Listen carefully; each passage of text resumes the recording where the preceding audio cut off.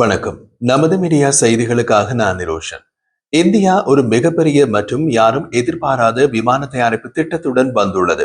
பல ஐரோப்பிய நாடுகளே பல ஆண்டுகளாக இந்த விமான தயாரிப்பு திட்டத்தில் இறங்கலாமா, இது எம்மால் முடியுமா என்று யோசித்து வரும் திட்டத்தில் இந்தியா குதிக்க உள்ளது. அதுதான் கனமான குண்டுவீச்சு விமானம் ஒன்றை தயாரிக்கும் திட்டம். மேற்கத்திய பாதுகாப்பு கூட்டணி நேட்டோவில் அமெரிக்கா தவிர்த்து எந்த ஒரு நாட்டிடமும் கனமான குண்டுவீச்சு விமானம் கிடையாது. ஒற்றை தாக்குதலில் ஒரு பிரதேசத்தில் மிகப்பெரிய அழிவை ஏற்படுத்தக்கூடியவை கனரக குண்டுவீச்சு விமானங்கள். இந்தியா தயாரிக்க போகும் கனமான குண்டுவீச்சு விமானத்திற்கு கொடுக்கப்பட்டுள்ள பெயர் JUL-6. இதன் பறத்தல் வீச்சு 12,000 கிலோமீட்டர் என்பது மற்றும் ஒரு மிகப்பெரிய விஷயம். இந்த பறத்தல் வீச்சில் ரஷ்யாவிடம் ஒரு விமானம் உள்ளது. அது பழமையான சோவியத் கால விமானம். ஸ்டெல்த் தொழில்நுட்பம் கிடையாது. அமெரிக்காவிடம் ஸ்டெல்த் தொழில்நுட்ப கனமான குண்டுவீச்சு விமானம் உள்ளது. ஆனால் அது 12,000 கிலோமீட்டர் பறத்தல் வீச்சு கொண்டதல்ல. இந்தியாவின் JUL-6 கனமான குண்டுவீச்சு விமான திட்டம் செயற்படுத்தப்பட்டால் அது உலக அளவில் விமானத்துறையில் ராணுவ ரீதியான உச்ச சாதனையாக இருக்கும். உலகின் முதல் 12,000 கிலோமீட்டர் வகுப்பு உள்நாட்டு தந்திரோபாய ஸ்டெல்த் தொழில்நுட்ப குண்டுவீச்சு விமானத்தை தயாரிக்கும் இந்தியாவின் திட்டம் இந்திய விமானப்படையை ஒரு பிராந்திய விமானப்படையிலிருந்து உண்மையிலேயே கண்டம் விட்டு கண்டம் பாயும் சக்தியாக மாற்றும். முன்மொழியப்பட்ட அதிவேக நீண்ட தூர தாக்குதல் விமானம் JUL-6 விமான எரிபொருள் நிரப்புதல் இல்லாமல் உலகில் எங்கும் அணு ஆயுத அல்லது வழக்கமான ஆயுதங்களை கொண்டு செல்லக்கூடிய ஒரு ஸ்டெல்த் தொழில்நுட்ப ஸ்விங் விங் தளத்தினை இந்தியாவுக்கு வழங்கும். தற்போது உலக அளவில் தந்திரோபாய குண்டுவீச்சு விமானங்களை இயக்கும் நாடுகள் 3 தான். இந்திய பாதுகாப்பு அமைச்சின் முன்மாதிரி இலக்கு எட்டப்பட்டால் தந்திரோபாய குண்டுவீச்சு விமானங்களை இயக்கும் 4வது நாடாக அமெரிக்கா, ரஷ்யா மற்றும் சீனாவுடன் இந்தியா இணையும். சரி, புதுடில்லிக்கு இப்போது ஒரு குண்டுவீச்சு விமானத்தை ஏன் விரும்புகின்றது? பல தசாப்தங்களாக இந்திய கோட்பாடு பாகிஸ்தானையும் சீனாவையும் தடுக்க பாலிஸ்டிக் ஏவுகணைகள் மற்றும் பழமையான போர் விமானங்களை நம்பியிருந்தது. சீனாவின் மக்கள் விடுதலை ராணுவ விமானப்படையின் விரைவான நவீனமயமாக்கல் இந்தியாவையும் அதுபோன்ற நவீனமயமாக்கலை செய்ய தூண்டுகின்றது. குறிப்பாக சீனாவில் புதிதாக வரவிருக்கும் H-20 ஸ்டெல்த் குண்டுவீச்சு விமானங்கள் இந்தியாவின் நீண்ட தூர தாக்குதல் விருப்பங்களில் உள்ள இடைவெளிகளை காட்டுகின்றன. எனவே புதுடில்லி அதன் நிலம் மற்றும் கடல் சார்ந்த அணுசக்தி படைகளை நிறைவு செய்ய வானத்தை அடிப்படையாக கொண்டு ஒரு நீண்ட தூர தாக்குதல் திறனை நாடுகின்றது. இந்திய பாதுகாப்புத்துறை அதிகாரிகள் இந்தியா திட்டமிடும் தந்திரோபாய குண்டுவீச்சு விமானம் JUL-6 ரஷ்யாவின் Tu-160 பிளாக் ஜாக் விமானம் மற்றும் அமெரிக்காவின் B-21 ரைடர் விமானத்திலிருந்து பாடங்களை கற்கும் ஒரு கலப்பினமாக விவரிக்கின்றனர். Tu-160 போலவே இது 12,000 கிலோமீட்டர் போக்குவரத்தின் போது எரிபொருள் எரிப்பை மேம்படுத்த மாறி வடிவியல் இறக்கைகளை, அதாவது ஸ்விங் விங் ரக இறக்கைகளை கொண்டிருக்கும். அதே நேரத்தில் ஸ்விங் விங் ரக இறக்கைகள் இலக்குகளை நோக்கி அதிவேகமாக செல்ல அனுமதிக்கின்றது. இந்தியாவின் பிரதான நிலப்பகுதியில் இருந்து எந்த ஒரு அமெரிக்க கண்ட நகரத்திற்கும் ஒரு வழி பயணத்தை உறுதி செய்வதற்காகவும் அமெரிக்க தயாரிப்பு B-21 விமானத்தின் மதிப்பிடப்பட்ட 9,300 கிலோமீட்டரை விட அதிகமாக இருக்க வேண்டும் என்பதற்காக இந்திய விமானத்தின் தூரம் 12,000 கிலோமீட்டர் என்று அமைக்கப்பட்டுள்ளது. ஸ்டெல்த் ஷேப்பிங், ரேடர், உறிஞ்சும் பொருட்கள் மற்றும் தானியங்கி விமான மேலாண்மை தொகுப்பு ஆகியவை அடர்த்தியான வான் பாதுகாப்பு நெட்வொர்க்குகளை ஊடுருவதற்கு அவசியமானவை என்று தீர்மானிக்கப்படுகிறது. பொறியியல் ஆய்வுகள் மாற்றியமைக்கப்பட்டு அமெரிக்க தயாரிப்பு என்ஜின் GE-414 அல்லது ரஷ்ய NK-32 என்ஜினை இந்திய விமானத்திற்காக மாற்றியமைப்பதில் கவனம் செலுத்துகின்றன.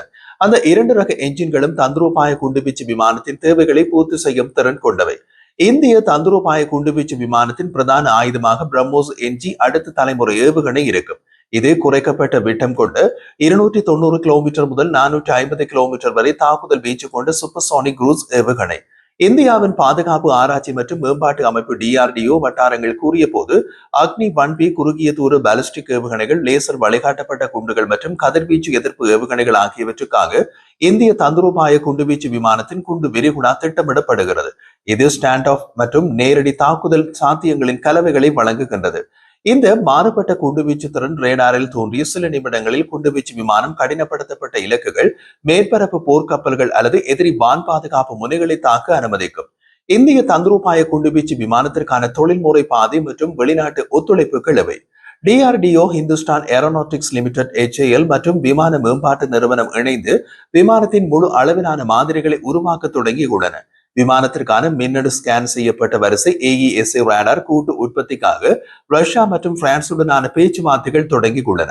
மற்றும் மின்னணு போர் தொகுப்புகளை உள்ளடக்கி வேறு சில சாதனங்களுக்கான கூட்டு உற்பத்திக்காக அடையாளம் கூறப்படாத சில நாடுகளுடனும் பேச்சுவார்த்தைகள் தொடங்கப்பட்டுள்ளன. இந்த வகுப்பின் குண்டுவீச்சு விமானத்தை வைத்திருப்பது இந்திய விமானப்படைக்கு 4 உடனடி நன்மைகளை வழங்கும். ஒன்று உறுதிப்படுத்தப்பட்ட இரண்டாவது தாக்குதல் திறன். இரண்டாவது, இந்த விமானம் இடைநிலை தூர ஏவுகணைகளால் அடைய முடியாத இந்தியாவின் மத்திய அல்லது தெற்கு விமான தளங்களில் இருந்து இயக்கப்படலாம். அதே நேரத்தில் எதிரி தலைநகரங்களை ஆபத்தில் வைத்திருக்க முடியும். மூன்றாவது, உலகளாவிய சக்தி கணிப்பு. அதில் இந்திய பெருங்கடலின் மேற்கு அட்லாண்டிக் அல்லது தென்சீன கடல் மீது இந்திய ULRA விமானத்தின் ரோந்துகள் பாரம்பரிய துணை கண்ட வான் பகுதிக்கு அப்பாலும் இந்தியாவின் செல்வாக்கை நீடிக்கும். நான்காவது, வழக்கமான துல்லிய தாக்குதல். இது சூப்பர்சோனிக் குரூஸ் ஏவுகணைகளை எதிரியின் நேர உணர்திறன் இலக்குகள், விமானம் தாங்கி கப்பல்கள், வான் பாதுகாப்பு தளங்கள் அல்லது தளவாட மையங்கள் மீது உடனடி தாக்குதல்களை அனுமதிக்கின்றன. இந்த விமான தயாரிப்பு திட்டம் ஒரு தேசிய முன்னுரிமை ஆகும். இது இந்தியாவின் பாதுகாப்பு ஆராய்ச்சி மற்றும் மேம்பாட்டு அமைப்பு DRDO, Hindustan aeronautics limited HAL மற்றும் விமான மேம்பாட்டு நிறுவனம் ADA ஆகியவற்றால் வழிநடத்தப்படுகின்றது. ULRA-யின் மேம்பாடு இன்னமும் ஆரம்ப கட்டத்தில் உள்ளது. ஆரம்ப வடிவமைப்பு மற்றும் தொழில்நுட்ப ஆராய்ச்சி நடந்து வருகின்றது. சிறிய அளவிலான மாதிரிகள் உருவாக்கப்பட்டுள்ளன. அதே நேரத்தில் முதல் செயல்பாட்டு முன்மாதிரி 2032 ஆண்டு 2035 ஆண்டுக்கிடையில் எதிர்பார்க்கப்படுகிறது. இந்த திறன் உணரப்பட்டால் இந்தியாவின் பாதுகாப்பு தந்திரோபாயத்தில் ஒரு ஆழமான மாற்றத்தை குறிக்கும். உலகளாவிய அணு ஆயுத தாக்குதலை அணுகலை வழங்கும். உலகின் மிகவும் லட்சிய குண்டுவீச்சு விமானத்தை உருவாக்குவது ஆழமான சவால்களை ஏற்படுத்துகிறது. இந்தியாவுக்கு விமான என்ஜின் தயாரிப்பு ஒரு நீண்ட கால பலவீனமான புள்ளியாகவே உள்ளது. அமெரிக்க என்ஜின் GE414 அல்லது ரஷ்ய என்ஜின் NK32 உரிமம் கட்டமைப்போ இன்னமும் தேவையான உந்துதல் எரிபொருள் விகிதத்திற்கு அனுமதி பெறவில்லை. செலவு மற்றொரு விஷயம். ஒவ்வொரு ரஷ்ய TU-160 விமானத்திற்கும் கிட்டத்தட்ட $250 மில்லியன் செலவாகும். அமெரிக்க விமானத்திற்கு B-21 குறைந்தபட்சம் $700 மில்லியன் செலவாகும். 12 முதல் 15 ULRA விமானங்களின் தயாரிப்பு ஒரு தசாப்தத்திற்கான மூலதன கொள்முதல் பட்ஜெட்டில் இரட்டை இலக்கிய பங்கை உறிஞ்சும் என்று ஆய்வாளர்கள் எச்சரிக்கின்றனர்.